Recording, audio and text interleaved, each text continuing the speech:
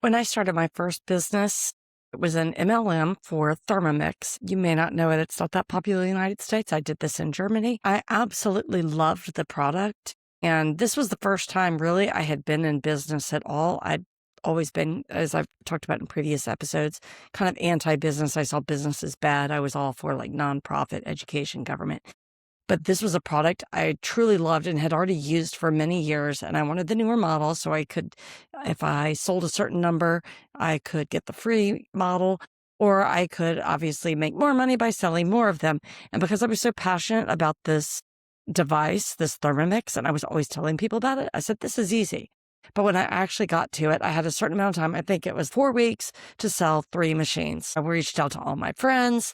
I reached out to their friends. You put together these little parties just like you do with Tupperware or Mary Kay or something like that. And when I had to actually go through the spiel, I really could not sell it. And in spite of reaching out and having parties probably not even that many people. I probably only reached out to like 20 people. And I did sell my 3 just by the deadline. But as soon as that 3 was over, I stopped completely. So I thought it was going to be easy to tell people about my product, myself. I wasn't even trying to sell myself, right? I was trying to sell the product and I thought it would be easy, but I struggled so much. And I think a lot of that had to do with my money mindset, telling myself that business was bad. It was bad to ask for money because that was really the most awkward part, was getting to that, the sales pitch part at the end. And now that it's my own business and I'm a coach and I have to sell my own services, it's even harder to do. And a lot of that is because that mindset. I hate it when people sell to me. And so I feel that it's icky when I go to tell people about my offer, to ask them to give me the money. I really do struggle with that. And I have that hesitations to stand up for what I believe for, even though I know my solution can help so many people. I run across people every day. I know I could help if I could be better with giving my offer. And I have really struggled with this mindset, but I recently discovered a very high volume strategy that really helps you focus on those relationships and building that love and that trust. And it's something I can feel really good about. And it's making sales for me a lot easier because I don't feel like I am doing any kind of pushy sales tactics. I still have to work on my mindset. We all have our faults. What I'm talking about is the Rule of 100 by Alex Hormozi. Now, I have talked quite a bit about him recently because I just recently read his book, $100 Million Leads. I'm not trying to build a $100 million business. I'm not about the hustle. And he definitely pushes a lot of hustle. But this rule of 100 is a habit which I think can help change your sales from feeling icky to really focusing on that relationship. And I think he's got a great, very simple, straightforward strategy. So I want to describe to you a little bit today about why that works and how you can put it into practice in a way that feels good, that you're serving and you're not selling. Welcome to Mastering Business Flow, the essential podcast for business owners ready to transform their work life. I'm your host, Cords Lundau, a certified productivity and systems expert. I'll help you close that critical CEO gap, the gap between working hard and having real control over your business. We dive into the systems and skills of high-performing CEOs so that you can stop being stuck in daily tasks and start flourishing today. It's time to achieve simpler, higher quality living. Let's start flowing. So this is how I have interpreted it and used it with myself. So the Rule of 100 paradox. Now, there's several things with Rule of 100. It could be reaching out to 100 people per day. It could be spending 100 minutes, which is less than 2 hours a day on creating content. And then there's several different kind of levels to this and complications, but we're not going to get into all that. Today, what we want to focus on is reaching out to 100 people per day. Now, 100 people per day, I first read that. I thought he was absolutely crazy. It just sounds exhausting. I have been coached and I have coached other people. Try 1 person, try 5 people per day. But because of the other things I've read, when I came across that, I realized he actually could be onto something. And admittedly, most people will never try to reach out to 100 people because it does sound so overwhelming. But if you think about it, it does make a lot of logical sense. Now, we're going to get to the relationship and how this is not salesy a little bit later, so stick with me. I want you now to just think about reaching those kinds of numbers, right? and what that means. And then we'll talk about how to do it, and you'll see how it's not salesy. But if you think about that impact, if you really were to reach out to 100 people a day, you couldn't help but to grow your business. 100 people a day, that's 500 a week, 1,000 people every month. That is a tremendous amount of volume. And just by a sheer numbers game, some of those people are going to say yes. So in some ways, it makes it easier because just like I've done with making my podcast and making myself just go through the reps and doing that volume, just by putting that amount of volume out there, you don't put as much pressure on those sales calls. With my Thermomix selling days, I only reached out to a handful of people, and I still managed to sell 3 somehow, which I don't know how because I was the worst salesperson ever with that. But if you're reaching out to 2,000 people, you're not going to, doing any kind of sales conversation, making your offer, it's not going to be icky because you just know what to say. It becomes natural and secondhand. So just by doing something a lot makes it easier and you don't worry about being perfect. But again, I'm going to get into the how. The idea is not spamming. You're not just sending out a blank message saying, hey, everybody buy this from me, because you're going to be shut down by everybody. Nobody's going to want to listen to you. You are going to reach out in a friendly way. The idea that I just want to get in your head now is to think what could happen with your business if you truly did reach out to 100 people a day. And you're not even trying to sell to them individually. This, for me, is a very palatable approach. I know 100 is still a big number, but the fact that I'm reaching out to them, I'm building connections, and I'm not trying to sell, I can latch on to that. That's something I can do. That, for me, is easier than trying to have one sales conversation a day that I'm like thinking ahead, oh my gosh, I've got to sell to this person. If I'm reaching out to 100 people, I'm not trying to think I'm going to sell to all the people. In fact, I'm just trying to find out if they can tell me someone that might be interested in my product, and eventually you're going to find somebody in those numbers that will. So the idea is that you are basically becoming known. The whole know, like, and trust value right here. You've got a strategy to help you get known, and not in a spammy way. Again, stay tuned and I'll talk about how you don't make it that spammy. You are actually providing value in these conversations. You're getting to be top of mind, and people are going to see that you're worth having a relationship. Now, I want you to really consider the idea or the possibility of reaching out to these 100 people a day, because most of us stop and stick with what is safe. Again, there's 1 or 5 people a day. And then we wonder why our business isn't growing. Case in point, right here with me. And that's what was so eye-opening to me about this is like, you know what? I have not been doing enough. I have not been reaching out. And again, I don't want anybody to hustle. I'm going to talk about that in a minute. But this is about really being serious with yourself. How hard are you working to make those connections and reach out to people about your product? Like me with the Thermomix, I only reached out to maybe 20 people max. And I blame myself on being a bad salesperson. I just didn't have enough people. And if I think about my current business, I doubt the majority of my friends and family even know what I do. So that's the very bare minimum. I don't even know if you can say that, but whatever. So I am now starting to reach out to friends and family. I'm not doing 100 reach outs per day, which I will get to in a minute, because again, there's these rule of 100 can be different things. And right now mine is social media content. Now, one thing I really do like about this is it is that deep focus. So if we go back to Gary Keller's one thing, this is not about, to truly succeed at something, it's not about finding balance in all of your life. It's going all in on one thing, and you're picking that one thing to do. And I think with Alex Hormozi's rule of 100, you get your one thing. Maybe your one thing for this quarter is reaching out to 100 people today. It's not mine this quarter. Mine this quarter is spending at least 100 minutes of content building. Now, with the one thing principle, Gary Keller suggests that you spend at least 4 hours a day doing that. And really, that is the max. I would say you could do even less than that, maybe 3 hours. But heck, most of us, even if we spend 30 minutes doing the one thing, it would be an improvement over what we're doing. So whatever you're doing something with it is an improvement. 100 minutes is less than 2 hours. If you do, and I do more than that, actually. But this goes right along with Alex Hormozi's theory of this rule of 100. Goes right along with a practical application of the one thing. So you pick your one thing for the quarter. Maybe it is reaching out to people. Maybe it is content creation. And hopefully as you grow your business, then you can pay other people to do those things as well. So the idea is that by putting your sheer focus on it, you are going to enhance your outcomes, right? Because you're putting all of your energy and effort. You're not putting your energy on 100 different things. You're putting, 100 times on one thing. Okay, that's maybe not very clear, but it's that magnifying glass I talked about in the previous episode, which I will have to link in here.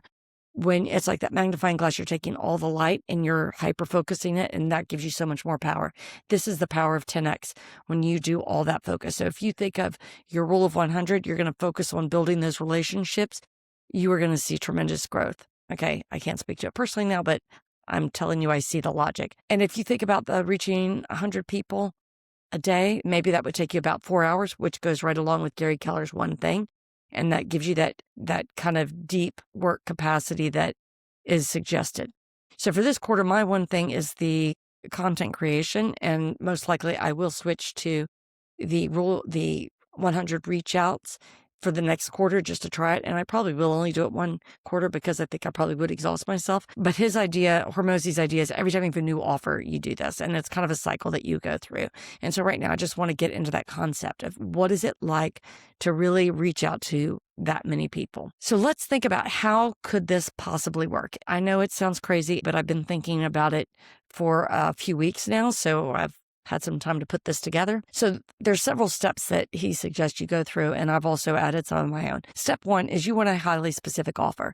So you aren't just randomly reaching out to people. You know what your goal is. And his idea is every time you create a new offer, you are going to do this whole process over again. And, many people do say when you talk about your one thing, focus on that one thing until you reach $1 million, but then look at offering another. And that's a whole nother thing. Many of us have too many offers, and that's one reason coming up with 100 reach outs per offer sounds overwhelming. But if you only have one offer, you can do this. Now, the other thing is it has to be highly specific. That means, like, as a coach, I don't say I offer coaching and we'll work on whatever it is that you want to work on, however long you want to work. No, that's too fuzzy. People don't understand. You want to get very specific about the results that your clients want to get. Right now, for example, my offer is a 90-day program to help small business owners reduce 10 hours out of their work week by creating a standard process for one workflow and a system for their team to manage the processes. It's getting the owner out of the business. They've got the system so they can either scale or sell. That's a very clear, specific target that we're working on. And I'm thinking about what it is that the customer wants, what my clients want. So that's your first thing, is think about the offer. And we're not thinking about the whole package right now, mainly the offer. What is that end result that your clients want? And again, that's putting your customer first. And that's what we want to do with everything. What is the problem they're facing? So if you can come up with that good offer that they want, then you're going to know. And that's what you're going to keep testing. You've got 100 people you can, every day you can test out that offer with. So the second thing you want to do is just pick one platform. This is Alex Hormozi's technique. So you pick whatever platform you have the most contacts in. Maybe it's your phone address book. Maybe it's Facebook. Maybe it's Outlook. I don't know where it is. You just pick one. You go through all of them. Then you go to the next one and you go through every platform until you reach out to anything. And the thing that's really important here is that you are not reaching out with a pitch. You're reaching out to build and reconnect. One format one of my coaches recommended to me is comment, question. So you're showing that you're paying attention to something that they're doing, and you ask the question to continue the conversation, right? Because if I just send a comment or, hey, that's nice, they're never going to reply back.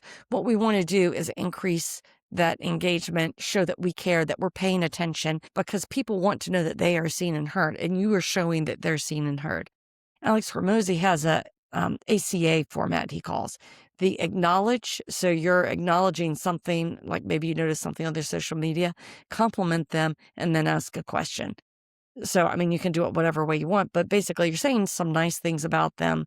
You're showing that you know that person, you see them, you see what they're doing. Maybe you see something they're struggling with, and then you ask them a question related to what you saw, not about your product, saying, hey, that was a great dress you had on the other day. You want to buy my coaching package? No.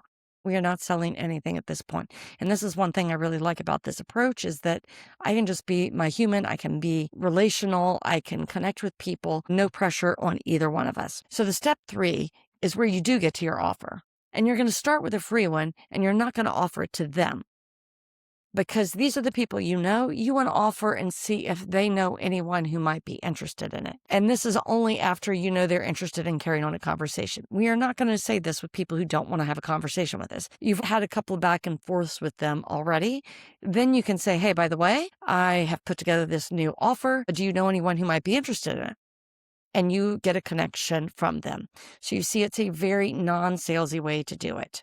And I really like that. I feel comfortable with it. I've already started putting those together and sending them out. And put in there specifically what it is you're offering, like what I told you before with my 90-day offer. This is taking off all the pressure. It's very easy for me to ask now, because before, I could not ask for that sale. I could not ask someone if they were interested in what I was offering, but it's a lot easier to ask someone if they know anyone who's interested in it. And then if they share that information, include the both of you, the 3-way framework. And if they aren't interested, they won't reply or they'll say no. And if they are, then you can carry on the conversation with them. And then you can do like a coaching call or a sales call or something like that. The next step is price escalators with 5 people. 5 is just an arbitrary number. So is 100, to be frank with you. But essentially what you want to do is get 5 people to try it for free first. And I really like this because what you're doing is you don't have a tested offer yet, right? This is a brand new offer. You get 5 people to try it out. You tell them that, look, it's free because I'm trying out this offer. I'm seeing what works, what doesn't, what people want. You're able to test out with them, get results. You can find out what it is that people want. You can see what works with them, what exercises you need or don't need, or, whatever you do with your programs. And I really like this because then I'm building something that really is focused on my customers' needs. I have made a huge mistake here in the past where I spent months putting together a program, and it was a very low ticket program, but I thought I was going to offer this really high quality program at a low price as an entry point to my services, and I didn't sell any of them. This is what we want to avoid because I wasted so much time on this.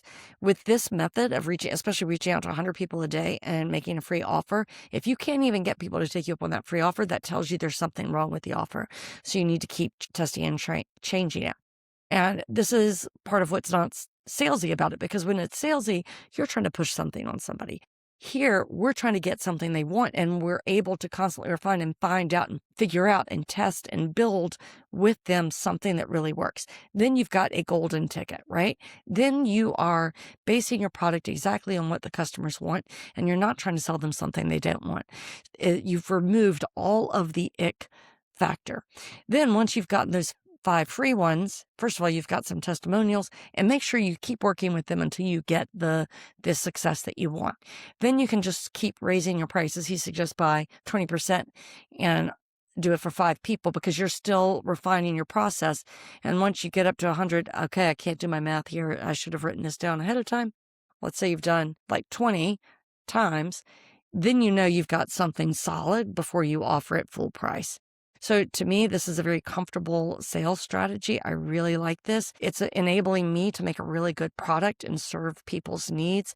And it makes it easy for me to ask them. And then by the time I get up to full price, I'm going to be much more confident in my own product because I've tested it out so many times and I've refined it with people who are actually using it. Now, some other tips for putting this into practice. One is the maker morning strategy, which you may have heard of, and I believe I've talked about in previous episodes. But with anything that you're focusing on, so like with the one thing, you have your rule of 100, you do it in the morning. I know some people are like, well, I'm a night owl. I do all this stuff at night.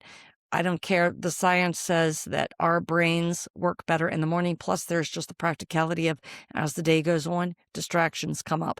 I know anything I put off, like my day is like perfectly mapped. I shouldn't say the whole day is mapped out. More or less I do have it mapped out, but the morning usually goes according to plan. By the time I get to the afternoon, it's all willy-nilly. So it's more likely to happen. Plus, your energy and your focus of your brain is more willing or more ready for creativity, and you have more energy.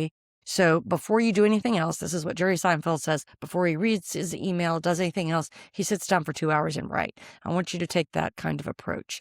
Do it first thing before anything else. And the maker morning strategy means this is your creative, your like focus time, right?